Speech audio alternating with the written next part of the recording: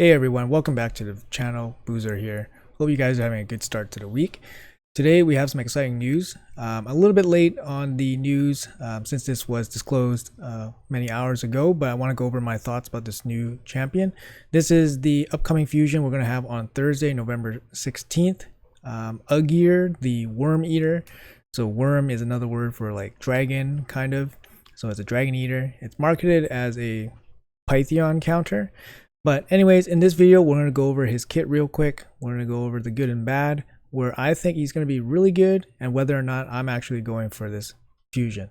So let's jump right into it.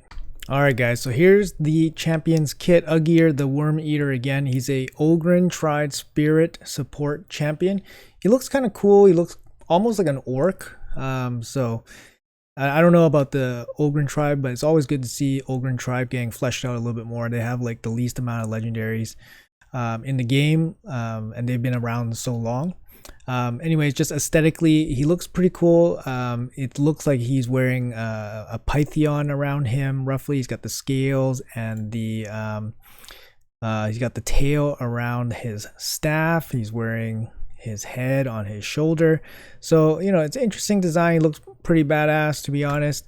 But let's go over his kit here real quick. His A1 Worm Wrath attacks one enemy, 80% up to 100% chance when fully booked to place a block buff, to steal and then place a block buff.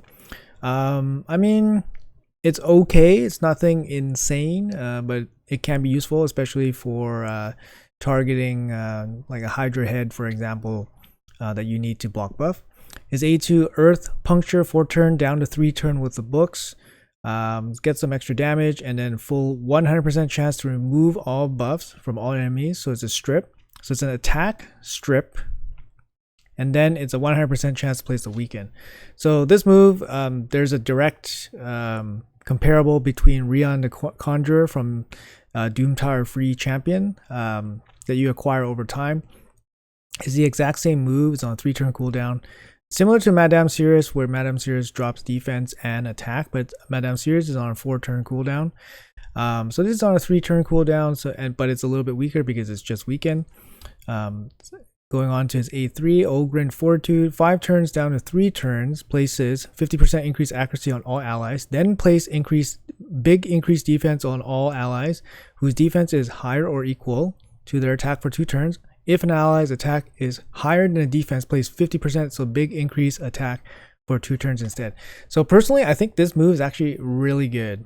This is a really good move, and it's kind of unique because, first of all, you don't see many increased defense, increased accuracy abilities. You don't even see that many increased attack, increased accuracy abilities. So, but if you put them all together, it's actually a very interesting move, especially on a 3-turn cooldown. Because although there is a condition for each, when those conditions are applied, it's basically the best case scenario. Because if you're giving, let's say, increased attack to like somebody like Duchess, it doesn't matter. But because Duchess always has more defense than attack, she'll always get the increased defense. So it always picks the perfect one to increase for the right champion. Most of the time. There must be some exceptions, but most of the time it's going to be increased accuracy, increase proper stat for your champions. If this move, I think there's some gripe about this move from the community, but if this move said increase attack, increase defense, and increase accuracy, I think people would be jumping on this move as like, wow, it's awesome. But because it only, you know, is one or the other. But frankly, if it's one or the other, it doesn't matter whether they get, you know, it doesn't matter whether they get both. That's what I'm trying to say. But anyways, I like this move. I think it's very flexible in terms of team building, and you know, it's a good support move. Scourge of Dragons, his passive, it does come with a cooldown. You can book it down to 1 turn. Whenever an enemy is revived, instantly activate Earth Puncture is A2. So that's it. That's the strip. That's the attack strip. If an enemy is revived by a champion from the Lizardman faction, the effects of Earth Puncture cannot be resisted. This effect will only activate when an enemy is revived using an active skill. So, for example, something like Wukong would not apply here because his skill comes from his passive, his revive. Instantly activate Earth Puncture will not place the skill on cooldown. If there are multiple, only one can activate. So it's kind of interesting. The problem with this is that, you know, if it was just a 100% strip and didn't have weaken, it'd actually be kind of okay. But this move constantly will get this guy in trouble in arena for in terms of getting sheeped. So polymorph's going to be a big problem for this guy. But yeah, like I said, if this was like strengthened instead of weakened, then I think this champion would be a lot stronger, or at least in contention for more talking time. But right now it's marketed as a arena anti-revive champion, which I totally do not see this guy being. So I'm going to go over, oh, he also has an aura, accuracy and arena by 70, which is another shame. It should be accuracy 70 in all battles, to be honest. But personally, I don't see this champion being a arena champion at all. You can basically fully ignore this Scourge of Dragons nonsense, because Pythion, in some tiers of Pythion, is still relatively relevant. However, as soon as you get higher up, it's no longer relevant. So this guy is probably more mid-tier type of counter champion. However, like I said, polymorph's going to make his day really bad. Even his A1, 100% chance to place you know, block buffs, it's going to get him in trouble. It's going to get him in trouble, going to get him sheeped.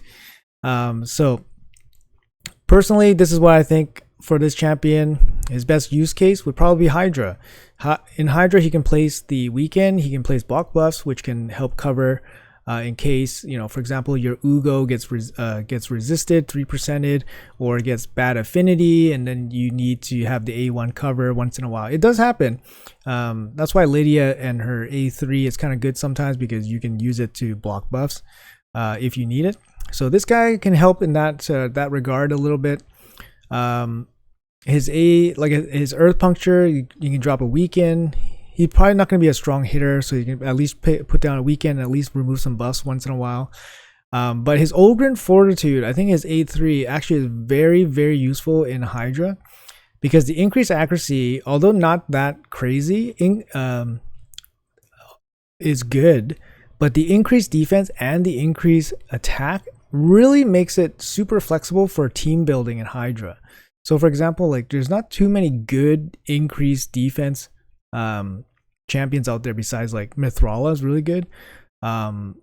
Gottfried's one that I can think of. Like you have like Wither, which is like a cleanser, but she's not really super strong in like Hydra. I use like Shamrock. Shamrock can do increased defense as well.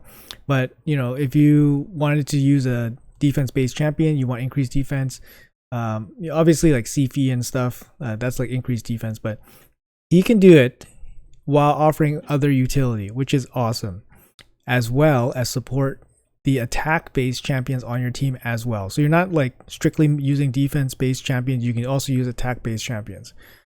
So I think that's actually very, very interesting. He has 2 AoEs on his kit. You can kit him out in a provoke or hex set, give him more versatility for Hydra. I think he's actually going to be viable there. So if you guys are really down on him, I actually like him for the skill alone. I think he is better than Rion the Conjurer for Hydra because of this one ability. Rion the Conjurer has a revive single target, but I think this is better, much better for Hydra. So definitely consider him for Hydra. I would also probably prioritize resistance on him, mainly so that you can maybe use him in both areas. For example, you could use him to mischief tank if you want, and then you can use him with lower accuracy if you want, because he does bring increased accuracy himself.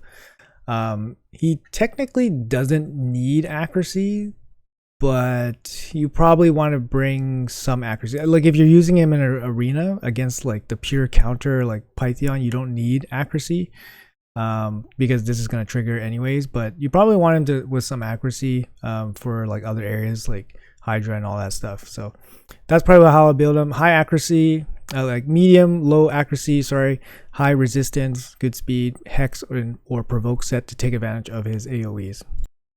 All right, so will I be going for Ugir Wyrmeater? Personally, he's going to be a Fragment fusion. Like I said, he's going to start on Thursday, the 16th. Personally, I have no issues going for this guy. I think he looks super cool. I try to go for every single fusion for like Faction Guardians and all that stuff. My Orc Faction Guardian is actually filled up, but I'm actually interested in this guy for his Hydra ability, Hydra support ability to give increased attack and increased defense. I think for me, he would be best in like hard mode. Hard mode, and then he probably needs some kind of like AoE set, like a hex set or a provoke set to make him much better, I think. But anyways, I'm gonna go for him. I think it's, you know, depending how bad the summon rush is, it's gonna be expected to be between 4 and 8 sacreds for the full shards. In the last Fragment event, we were able to skip the upper half of the champion chase. So there was some flexibility there with the last Fragment event.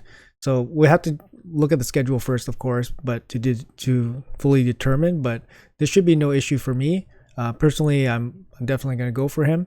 But if you decide to skip him, I fully understand. He is basically one step up from Rian the Conjurer, which doesn't really get used too much. I don't see this guy getting used in Arena at all. Even as a mid-game player, it's kind of a waste to build this guy out just to counter Pytheon. But anyway, that's gonna be my 2 cents. Personally, I'm gonna go for him, and then yeah.